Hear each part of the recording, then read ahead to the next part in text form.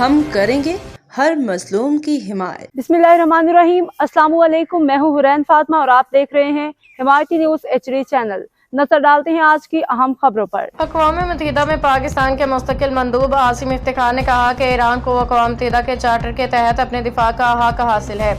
अक़वाम मुत्तहिदा की सलामती कौंसिल में ईरान पे हमले पे होने वाले इजलास खिताब में आसिम इफ्तिखार का कहना था कि पाकिस्तान ईरान पे इसराइल के गैर कानूनी हमले की मज़म्मत करता है। उन्होंने कहा कि ईरान को अक़वाम मुत्तहिदा के चार्टर के तहत अपने दिफा का हक हासिल है। इसराइली हमला ईरान की खुद मुख्तारी और इलाकाई सालमियत के खिलाफ वर्जी है। आसिम इफ्तिखार का कहना था कि इसराइली हमले अमन सलामती इस्तेहकाम के लिए संगीन खतरा है। इसराइल की जानिब से खुद मुख्तारी की मुसलसल खिलाफ वर्जियाँ मामूल बनती जा रही हैं। ख्याल रहे कि ईरान ने 150 से ज़ायद मिसाइल दाग के इसराइल के खिलाफ भरपूर जवाबी कार्रवाई की। ऑपरेशन वादा सादिक सोम के नाम से की गई।